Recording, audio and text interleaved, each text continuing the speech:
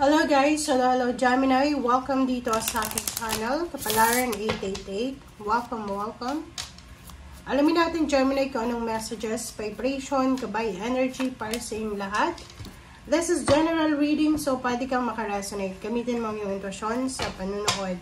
Okay, yung first card mo Gemini is Fox. Alam naman natin na yung Fox is medyo traitor siya. So, sinasabi ng baraha sa'yo na mag-iingat ka Gemini. You need to be careful sa mga kaibigan, sa mga gustong makipagkaibigan, someone na pwedeng i-deceive ka, someone na pwedeng nakawan ka, someone na pwedeng i-trap ka. Okay? In terms of relationship, money, career, or anything na financial, huwag tayong masyadong papakatiwala. Okay? Maging careful ka, Gemini, sa pakikiharap or sa pagtitiwala. Okay. Love life. Okay. So, dito sinasabi ng barahan na siguro napaka-importante sa iyo ngayon ng love life. Maybe, kasi mayroon ditong marriage eh. Oh. Sinasabi sa'yo na have patience. There are unseen factors that need to occur first. So, if you are considering sa relationship to eh, like may mga Gemini na niyayaya na kayong magpakasal ng karelasyon nyo, or kung ano pa man, sinasabi ng baraha sa'yo na mag-iingat ka. Okay? You need to have patience. Parang, you need to be patient. Kasi, yun na nga, may kailangan kang mas importante, Gemini, na kailangan na gawin sa ngayon. Wait lang guys, sobrang nasamid ako. And sinasabi ng baraha sa'yo dito na mag-iingat ka din kasi pwedeng yung asawa mo, kung may asawa ka na, may kalibin, boyfriend, girlfriend, maybe sila yung mayroong mga tao sa paligid nila na posibleng nanluloko sa kanila, or they are parang experiencing mga spiritual warfare. Parang ganun.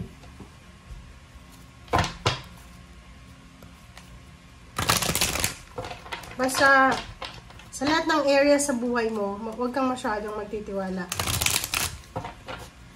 Napapaligiran ka ng mga taong manluloko. Mga taong nakikita nila na inosente ka, mabuti kang tao. So, parang gusto nilang samantalahin kung ano yung nakikita nilang kabutihan sa'yo.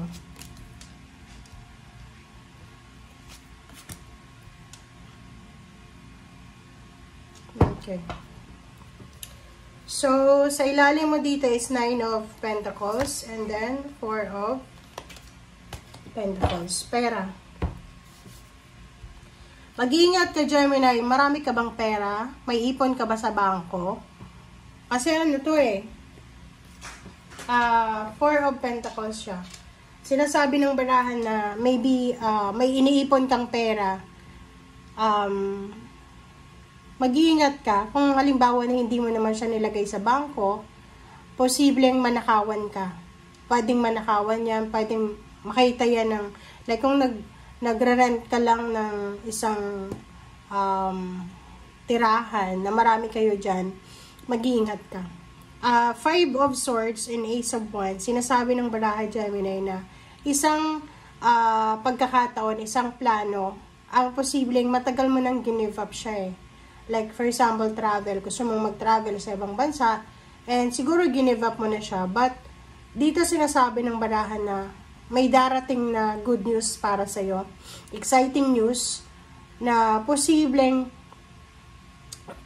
like for example, gusto mong mag-migrate sa ibang bansa kasama ng pamilya mo. Or gusto mong magpatayo ng bahay sa probinsya. Tapos, hindi siya natuloy eh. Give up mo na siya because wala kang mahanap na lupa na pagtitiri ka ng bahay. Or pwedeng yung plano mo hindi natuloy because of money. Dito sinasabi ng barahan na lahat ng yon na plano mo dati or lahat ng gusto mong mangyari dati ay matutuloy na sa ngayon. But, meron ditong 10 of Wands. Sinasabi ng 10 of Wands na, okay, matutuloy siya, but you need to be responsible and accept accountability. Kasi, sinasabi dito ng barahan na, ano na parang nawala na siya, diba? Ganun ang blessings natin, diba?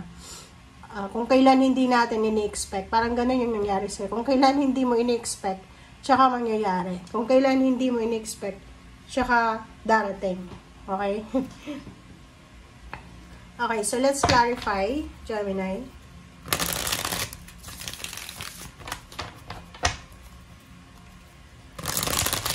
Meron ka din ng mga, parang mga, ano ba yan?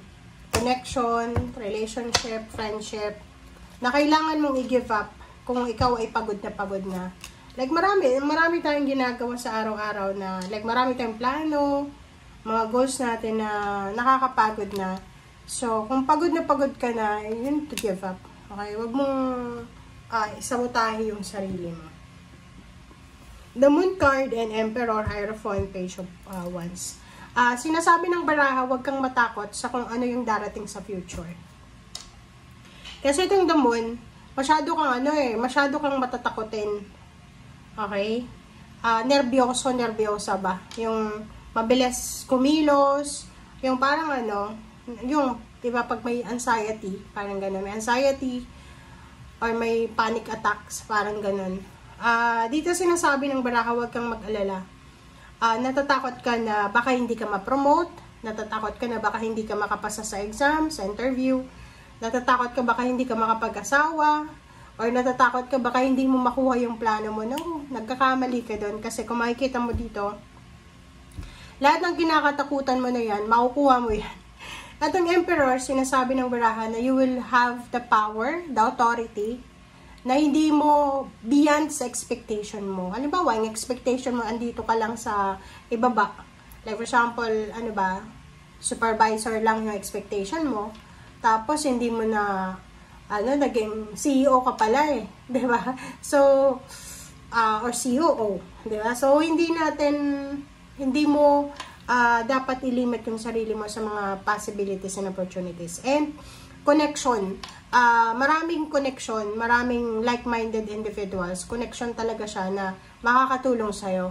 So, halimbawa sa ngayon, wala ka pang nakikita na mga tao na parang pare-pareho kayo ng ng mindset, ng plano.